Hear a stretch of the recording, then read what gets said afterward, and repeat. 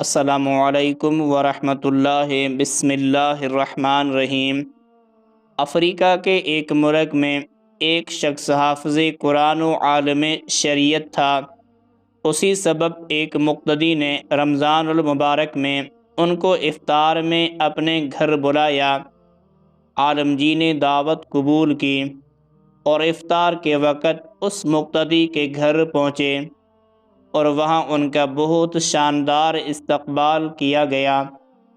افطار کے بعد عالم دین نے میزبان کے حق میں دعا کی اور واپس چلے گئے۔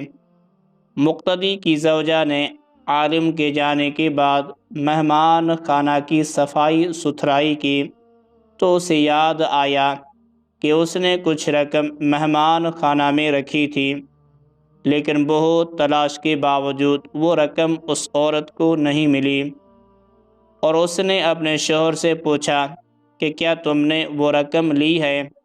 شوہر نے جواب دیا نہیں، اور پھر اس نے یہ بات شوہر کو بتا دی کہ مہمان کے علاوہ کوئی دوسرا فرد ہمارے گھر نہیں آیا اور ہمارا بچہ دوسرے کمرے میں تھا، اور جھولے میں رہنے والا اتنا چھوٹا سا بچہ چوری نہیں کر سکتا۔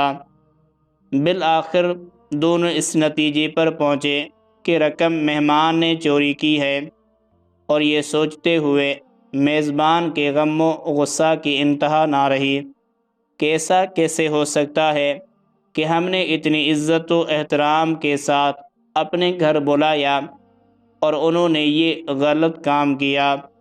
اس شخص کو قوم کے لیے نمونہ عمل ہونا چاہیے تھا، نہ کہ چور ڈکیت۔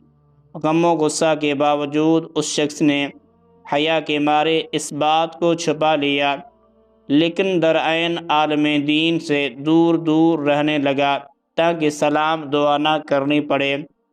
اسی طرح سال گزر گیا اور پھر رمضان المبارک آ گیا، اور لوگ پھر اسی خاص محبت و جوش و خروش کے ساتھ عالم دین کو اپنے گھروں میں افطار کے لیے بلانے لگے۔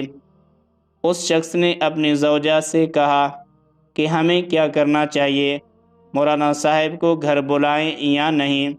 زوجہ نے کہا بلانا چاہیے، کیونکہ ممکن ہے مجبوری کی عالم میں انہوں نے وہ رقم اٹھائی ہو، ہم انہیں معاف کر دیتے ہیں تاکہ اللہ کریم بھی ہمارے گناہ معاف کر دے۔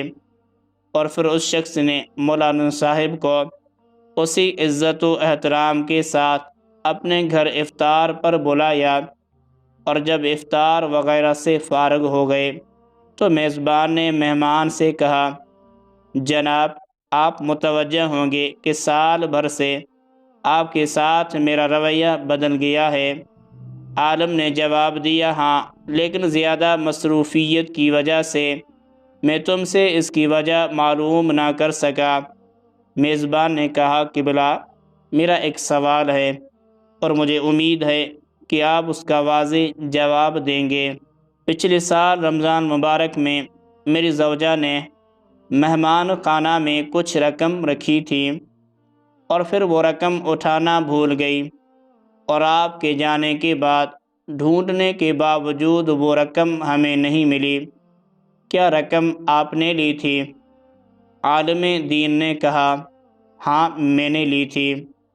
میزبان حیران پریشان ہو گیا، اور عالم جی نے اپنی بات جاری رکھتے ہوئے کہا، جب میں مہمان خانہ سے جانا لگا تو میں نے دیکھا کہ کاؤنٹر پر پیسے رکھے ہوئے ہیں۔ چونکہ تیز ہوا چل رہی تھی اور نوٹ ہوا سے ادھر ادھر اڑ رہے تھے، لہٰذا میں نے وہ نوٹ جمع کیے، اور میں نے وہ رقم فرش کے نیچے یا کہیں اور نہیں رکھ سکا کہ ایسا نہ ہو کہ وہ رقم تم نہ ڈھونڈ سکو اور پریشان ہو جاؤ۔ اس کے بعد عالم نے زور سے اپنا سر ہلایا اور اونچی آواز میں رونا شروع کر دیا، اور پھر میزبان کو مخاطب کر کے کہا، میں اس لیے نہیں رو رہا کہ تم نے مجھ پہ چوری کا الزام لگایا، اگرچہ یہ بہت دردناک ہے، لیکن میں اس لیے گریہ کر رہا ہوں کہ 365 دن گزر گئے اور تم میں سے کسی نے قرآن کریم کا ایک صفحہ بھی نہیں پڑھا، اور اگر تم قرآن کو ایک بار کھول کر دیکھ لیتے تو تمہیں رقم قرآن میں رکھی مل جاتی۔ یہ سن کر میزبان بہت تیزی سے اٹھ کر قرآن مجید اٹھا کر لایا اور جلدی سے کھولا، اور اس کی مکمل رقم قرآن مجید میں رکھی نظر آ رہی تھی۔ یہ حال ہے آج ہم مسلمانوں کا کہ سال بھر میں بھی قرآن نہیں کھولتے اور اپنے آپ کو حقیقی اور سچا مسلمان سمجھتے ہیں۔